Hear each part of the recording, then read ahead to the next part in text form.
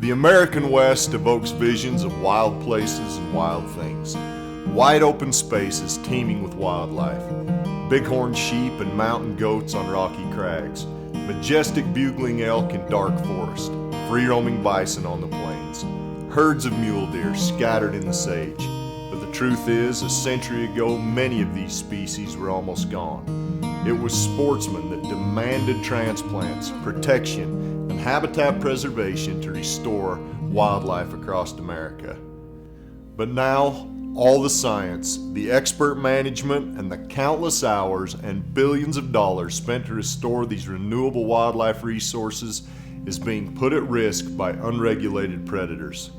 Unfortunately, the agenda of a vocal minority using the argument fueled by emotion and ideology is now being used to undermine sound wildlife management. Take the issue of the gray wolf. Most people visualize the wolf issue one of these two ways, like this, or like this. Startling or compelling images evoke visceral responses. However, any reasonable person would agree that conservation is more than just a question of whether we should have wolves or whether we should have elk, moose, and deer. In 1995, wolves were reintroduced into the Yellowstone ecosystem. The reintroduction was done based on a variety of explanations. Conditions were carefully negotiated and agreed upon, understanding the destructive nature of unregulated wolf populations.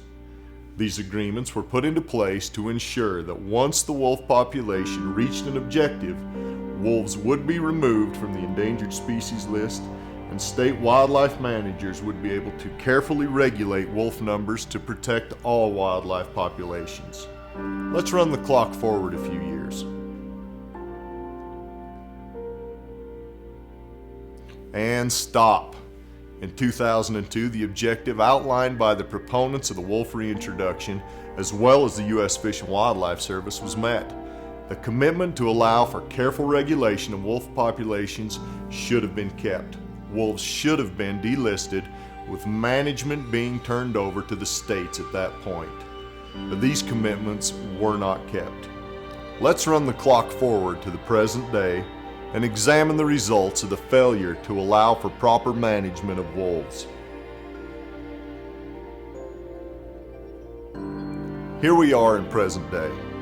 As we see, wolves have had a deep impact. Wolves have expanded well into areas not anticipated prior to the reintroduction. During this time, state agencies in Montana, Wyoming, and Idaho have been hamstrung in their efforts to manage wildlife because they are unable to manage wolves along with other species.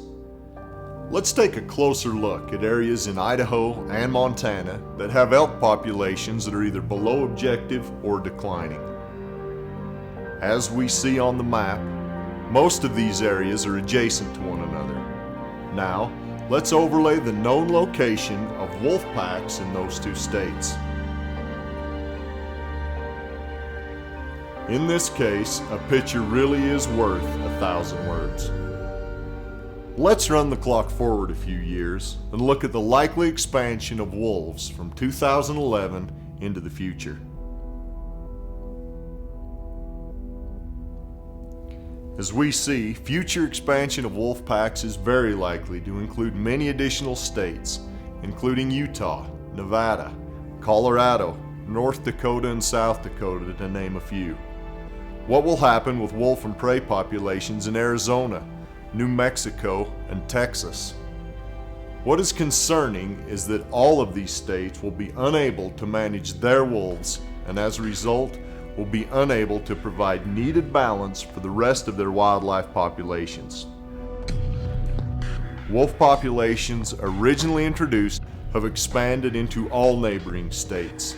If the current expansion of wolves continues unchecked, we can expect further reduction of western game herds and the diminished success of over 100 years of wildlife management. If we look at the challenge logically, it's obvious that the best solution for the health of all species is to fulfill the original commitment and remove wolves from the endangered species list in all states that are not part of the reintroduction plan. What can be done? While special interest groups with narrow focus mire the question of managing wolves in the courts, the responsibility falls to each of us as concerned sportsmen to do our part to ensure the future of all wildlife in the country. This is a fight unlike any other sportsmen have fought in recent history. It is a fight to save what we love from being destroyed by unmanaged wolf populations. We cannot protect what we love by remaining silent. Each and every sportsman in America must make his voice heard. Here is how you can help. Go to biggameforever.org and sign the petition in support of wolf delisting. Our goal is simple: 100,000 electronic signatures in support of comprehensive congressional action to protect wild game in America. By adding your name to the petition, you are joining an army of thousands of other sportsmen.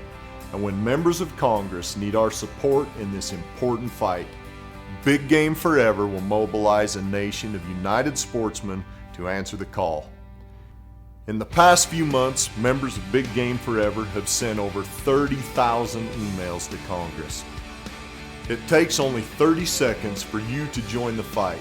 Signing the petition is fast, it's easy, and it's free. Please go to biggameforever.org and join the fight by signing the petition. As a nation of sportsmen with one united voice, we can save the future of wild game and wild places for future generations.